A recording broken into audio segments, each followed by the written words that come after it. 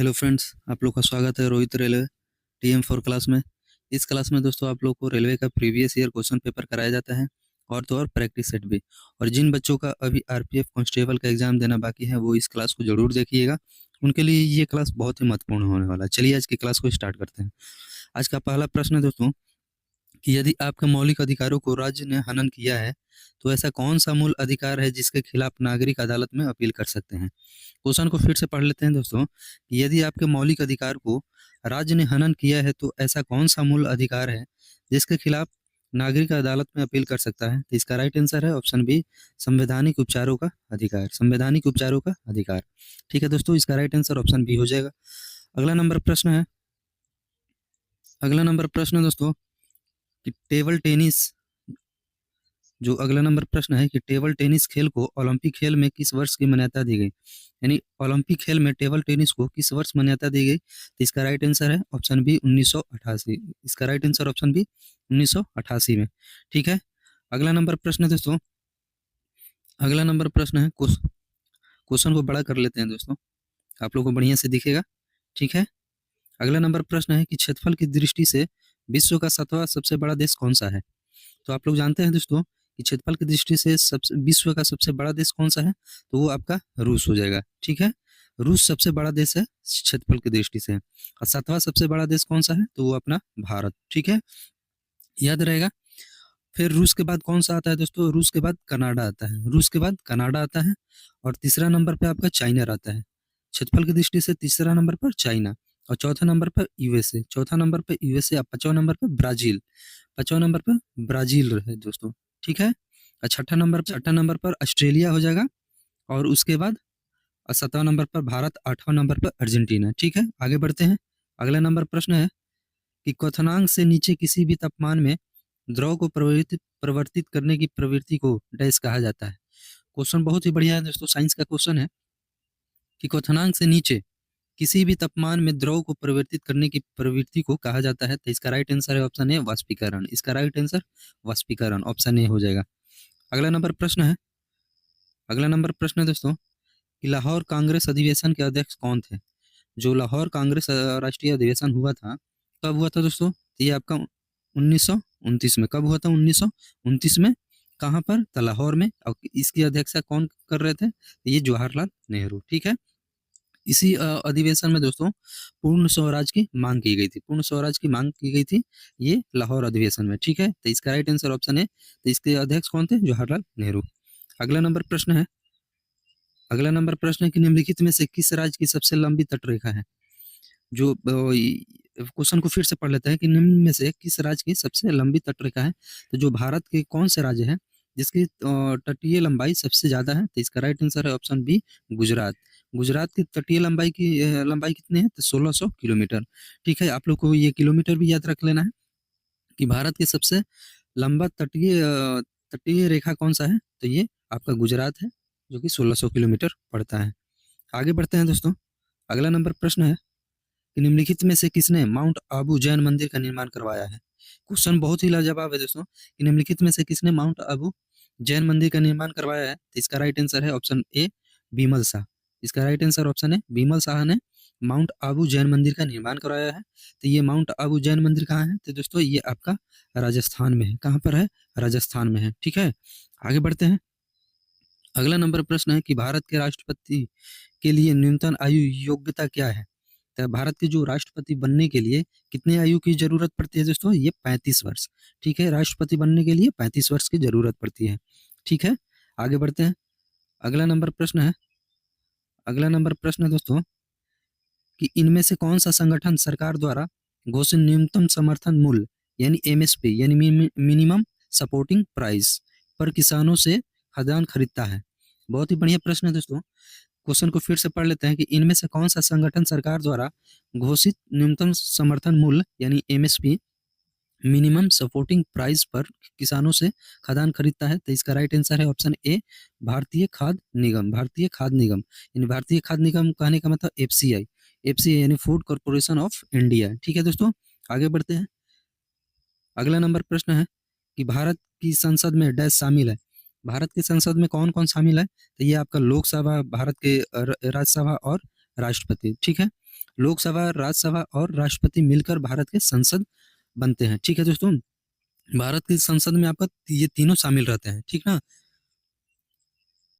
आगे बढ़ते हैं। अगला नंबर प्रश्न है कि भारत में दिल्ली उच्च न्यायालय की स्थापना कब की गई? दिल्ली उच्च न्यायालय की स्थापना कब हुई थी दोस्तों? तो इसका राइट आंसर है 1966 में। दिल्ली उच्च न्यायालय की स्थापना कब हुई? 1966 में। ठीक है, अगला नंबर प्रश्न है कि 2003 की वित्तीय जिम्मेदारी और बजट प्रबंधन कानून डैश के बारे में है। क्वेश्चन को फिर से पढ़ लेते हैं। 2003 की वित्तीय जिम्मेदारी और बजट प्रबंधन कानून डैश के बारे में है। तो इसका राइट आंसर ऑप्शन डी, वित्तीय सुधार और व्यय नीति है। वित्तीय सुधार और व्यय नीतियाँ। ठीक है, तो इसका राइट आंसर ऑप्शन डी हो जाएगा दोस्तों। अगला नंबर प्रश्न है कि 2011 की जनगणना के अनुसार 2011 की जनगणना के अनुसार हमारे देश में लिंगानुपात है। ठीक है दोस्तों, कितना लिंगानुपात है? तो ये 1000 पुरुषों में से 943 महिला है। 1000 पुरुषों में से 943 महिला है। तो इसका राइट आंसर ऑप्शन बी हो जाएगा दोस्तों। ठीक है, आगे बढ़ते हैं। अगला नंबर प्रश्न है दोस्तों कि an inquiry into the nature and causes of the wealth of nation. ठीक है दोस्तों, पुस्तक किसने लिखी है? आप लोग यहाँ से समझ लीजिएगा दोस्तों, द वेल्थ ऑफ नेशन इतना दोस्तों जरूरी नहीं है, लेकिन द वेल्थ ऑफ नेशन कहिएगा तो आप लोग डायरेक्ट मार दीजिएगा कौन सा। तो इसका राइट आंसर है एडम स्मिथ। इसका राइट आंसर एडम स्मिथ। इसका राइट आंसर ऑप्शन बी हो जाएगा दोस्तों, द वेल्थ ऑफ नेशन के। अगला नंबर प्रश्न है कि जिस दर पर आरबीआई वाणिज्यिक बैंकों को ऋण प्रदान करता है उसे बदलकर यह धन को प्रभावित कर सकता है। इस दर को डैश कहा जाता है। क्वेश्चन बहुत बढ़िया है दोस्तों कि जिस दर पर आरबीआई वाणिज्यिक बैंकों को ऋण प्रदान करता है उसे बदलकर यह धन को प्रभावित कर सकता है। इस दर को क्या कहा जाता है? इसका राइट आंसर हो जाएगा दोस्तों बैंक दर। ठीक है, इसका right answer option C, bank दर हो जाएगा। अगला नंबर प्रश्न है, क्वेश्चन को बड़ा कर लेते हैं। अगला नंबर प्रश्न है कि चेचक के टीका किसने विकसित किया था? क्वेश्चन को फिर से पढ़ लेते हैं कि चेचक के टीका को किसने विकसित किया था? इसका राइट आंसर है option D, Edward Jenner. Edward Jenner ने ही चेचक के टीके का खोज किया था। ठीक है, अगला नंबर प्रश्न है पाक जलडमरू। ये जो 17 नंबर क्वेश्चन है दोस्तों कि पाक जलडमरू मध्य श्रीलंका को डैश से अलग करता है। श्रीलंका को डैश से अलग करता है तो ये अपना भारत। ठीक है दोस्तों, ये अपना भारत। तो इसका राइट आंसर ऑप्शन ए हो जाएगा। पाक जलडमरू मध्य किनको किनको अलग करता है, यानी जोड़ता है चाहे अलग करता है। ये दोस्तों ऐसे ही क्वेश्चन पूछा जाता है हमेशा। तो किसको अलग करता है तो आप लोग याद रखिएगा, तो श्रीलंका और भारत को अलग करता है। ठीक है, अगला नंबर प्रश्न है कि इनमें से किसने 1944 में गांधीवादी योजना का गठन किया था? क्वेश्चन को फिर से पढ़ लेते हैं कि इनमें से किसने 1944 में गांधीवादी योजना का गठन किया था? तो 1944 में गांधीवादी योजना का गठन किसने किया था दोस्तों? तो इसका राइट आंसर है ऑप्शन डी हो जाएगा दोस्तों, श्रीमन नारायण अग्रवाल। श्रीमन नारायण अग्रवाल इनका पूरा नाम है। ठीक है, तो इसका राइट आंसर ऑप्शन डी हो जाएगा, गांधीवादी योजना का गठन किया था। ठीक है, अगला नंबर प्रश्न है कि 2011 की जनगणना के अनुसार भारत की साक्षरता दर है। ठीक है दोस्तों, तो 2011 में 11 की जनगणना के अनुसार भारत की साक्षरता दर कितना है? तो इसका right answer option A 74%। 74% Bharat की साक्षरता दर है, वो भी किसके अनुसार? तो 2011 की जनगणना के अनुसार। अगला नंबर प्रश्न है दोस्तों, अगला नंबर प्रश्न के निम्नलिखित में से कौन सा खेल का प्रकार लिब्रो शब्द से जुड़ा हुआ है? क्वेश्चन को फिर से पढ़ लेते हैं। निम्नलिखित में से कौन सा खेल का प्रकार लिब्रो शब्द से जुड़ा हुआ है? लिब्रो। ठीक है, कौन जुड़ा हुआ है दोस्तों? तो इसका right answer option B, volleyball. इसका right answer option B, volleyball. अगला नंबर प्रश्न है कि प्रोजेक्ट टाइगर वर्स डैश में शुरू किया गया था।